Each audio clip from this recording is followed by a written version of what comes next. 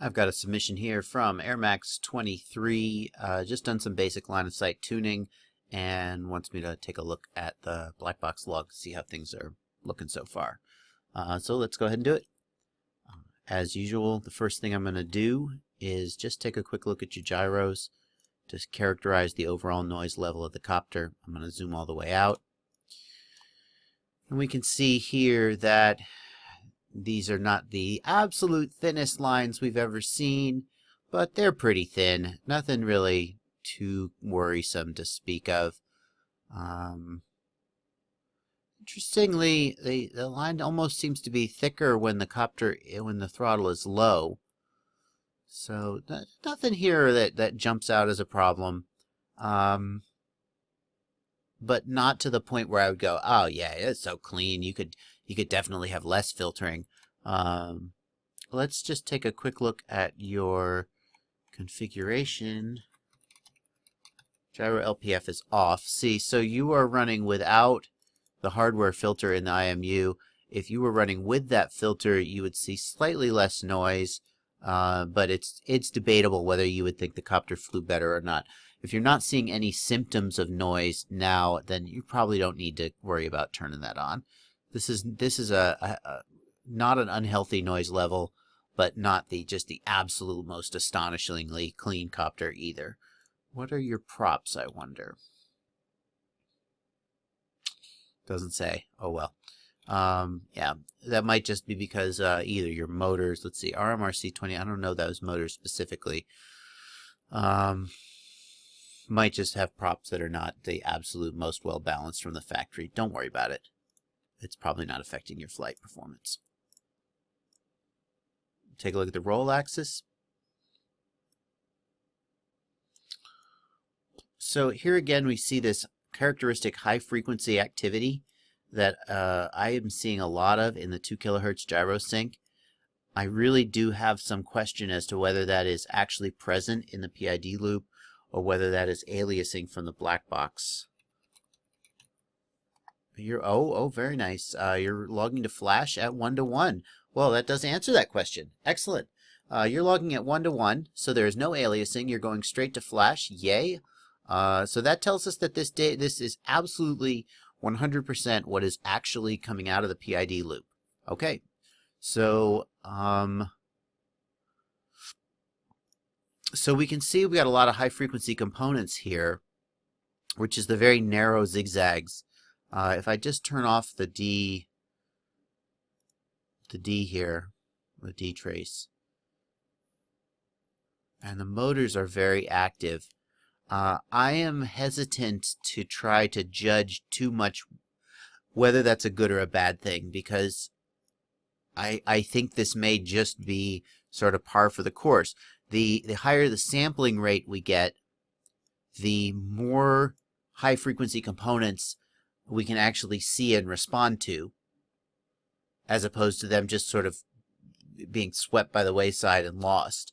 So we've got these high frequency components coming out of the gyro that normally are sort of ignored by the fact that we're downsampling. So we've got 8 kilohertz sampling, but and based on the Nyquist theorem, that means we could be capturing stuff at up to 4 kilohertz. But then we downsample that to 1 kilohertz, which means now the Nyquist frequency is only 500 hertz, and anything above 500 hertz is not being reported accurately. Now that we're sampling at 2 kilohertz, means we can have components up to 1 kilohertz. The Nyquist frequency is 1/2 of your sampling rate, and they're accurately represented.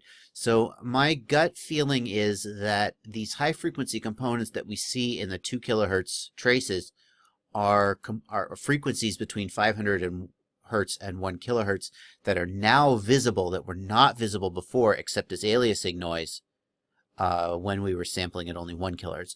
So let me just pause this discussion about this particular log and just give you a little more information there. And by the way, I have a video about aliasing on my channel. If you search my channel for aliasing, you can find a video that discusses it. I won't go into all the technical details, but suffice it to say, let's say we had a frequency a component at, say, 1010 hertz, and we're sampling at 1 kilohertz. That's going to result in aliasing noise showing up at 10 hertz. But we're not going to see at 1001 hertz, 1010 hertz. I picked a bad example. I should make it something like 750 hertz is better. Sorry. Let's say it's at 750 hertz. So then we're going to get aliasing. If we're sampling at 1 kilohertz, we're going to get aliasing noise at 1000 minus 750 equals 250 hertz.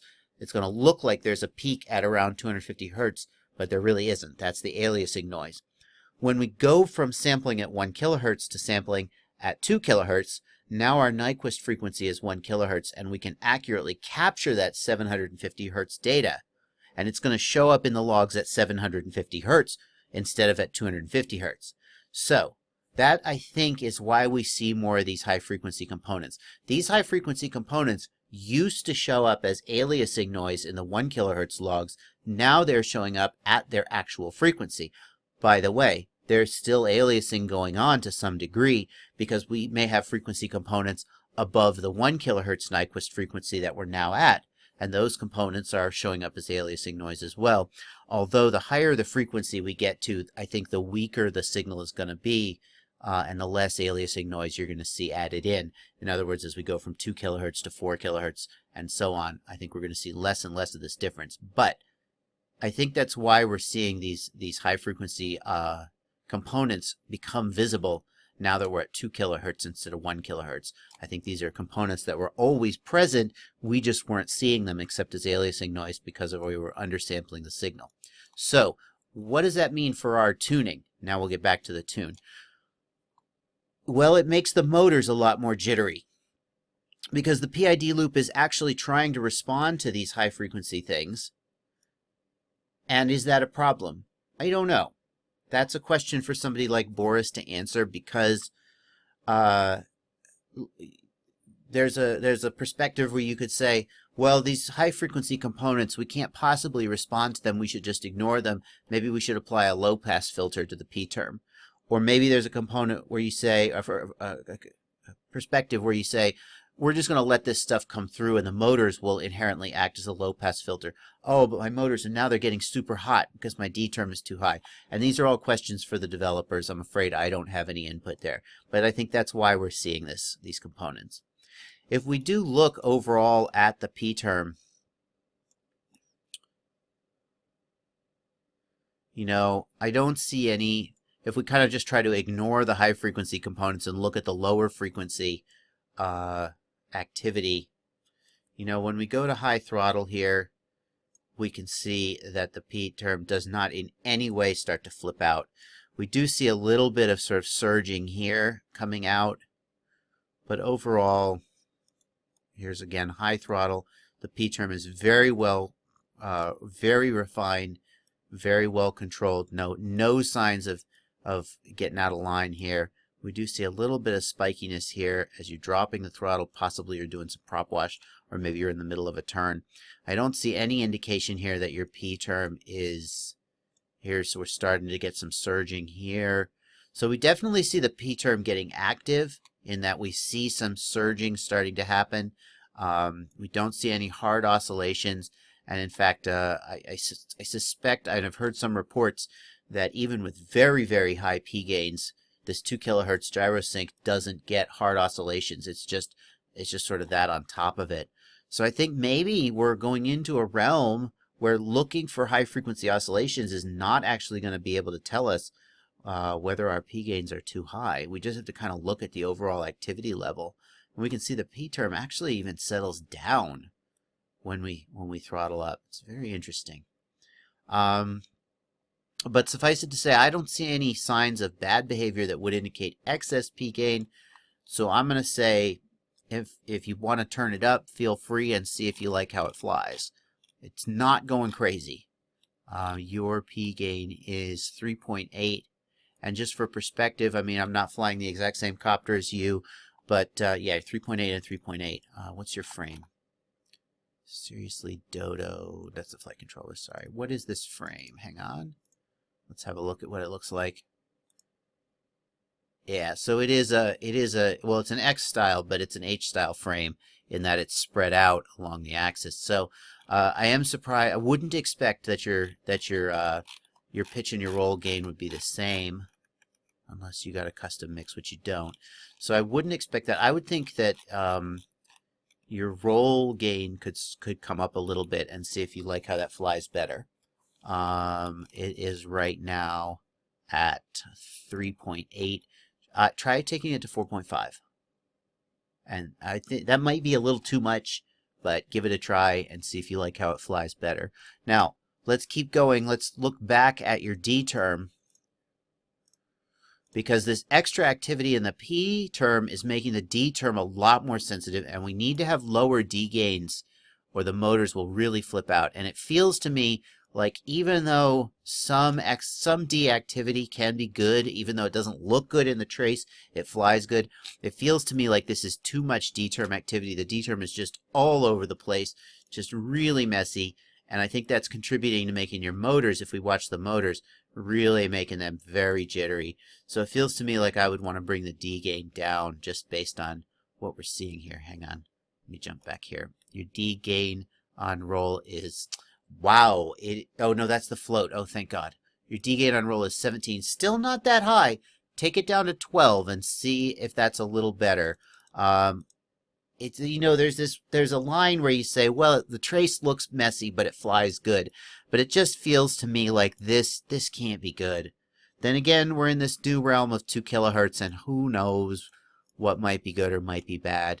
Possibly D-term cut hertz could get modified to help filter out some of this noise. Oh, yeah, you've got D-term cut hertz of 0. Very interesting. Who knows what that's doing. Yeah. Sorry, I'm afraid we're in a little bit of a new territory here, and I can only sort of make relatively vague suggestions. So with this 2 kilohertz until I see a lot more traces. Now, if we look at pitch, the D term looks a lot healthier to me. We don't see all this crazy high frequency noise. Some of that is just because the weight distribution of the copter means that the pitch axis is more inherently damped. That's normal. We do start to see the P term surging a little bit in some situations. We don't, most of the time it is very quiet. Starting to get active here. Let's check high throttle. I expect it will be just fine.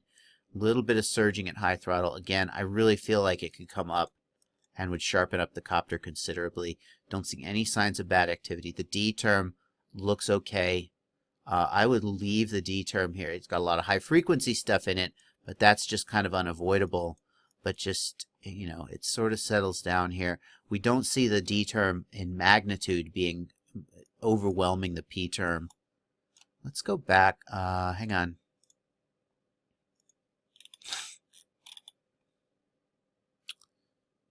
$17 and $14. Yeah, okay. So yeah, I feel like roll could come down to around 12 to 14 perhaps, maybe even as low as 10. If we go back to the roll, I am curious. If we look at the PID sum, what do we see? Hello, PID sum, there you are. Yeah, okay, so there is a question of how much of this noise is actually making it into the PID sum. The scaling of the y-axis can mean that sometimes the D term looks like it's having way more of an effect than it is, but no. If you compare the PID sum to the P and the D trace, you can see that a lot of this noise is making it into the PID sum. The D term is really dominating the PID sum, and we really never want to see that. You never want to see the D term dominating the PID sum. The D term must always be subordinate to the P term. The P term has to be doing the majority of the work. The D term is like, it's like a crazy chihuahua, right? And it just wants to bite everything, right? It's just flipping out. And, there's a time and a place to let the crazy chihuahua loose. I don't know. I've gone too far with this analogy. There's a time and a place to let it do its work, but it always needs to be on the leash, and it never needs to be the one driving the car. Don't let your crazy chihuahua drive the car, I guess is the takeaway here. Okay. All right. Let's, so I feel like the D on roll could come down. And if you raise P on roll, as I've suggested, it's only going to get worse. So, take a quick look at yaw. So in yaw, again, the relationship between the D and the P term looks pretty good. Oh no, I didn't mean to do that. Hold on.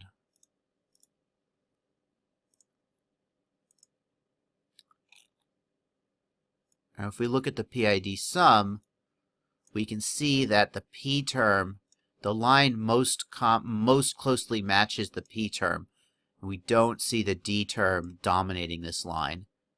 The P term is pretty active, but that's kind of normal for yaw, and I don't think what I see here is to the point where with these oscillate. I don't see oscillations per se. I see a lot of sort of back and forth noise, and it's really hard to judge on yaw whether you've gone too far or not, because you just don't see those oscillations. It's pretty noisy, but you just kind of got to tune that one by feel, unfortunately. I'm not sure I have a lot to add there. 9.2, that's not in crazy land. That's in the realm of what I would call not incorrect values. You might want to play with the relationship between P and I on yaw to try and get the best possible tune. If we look at a turn, let's see, where's a turn?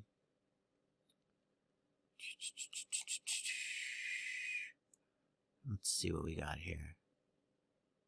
Yeah, that's like a flip or something. That's not really a turn.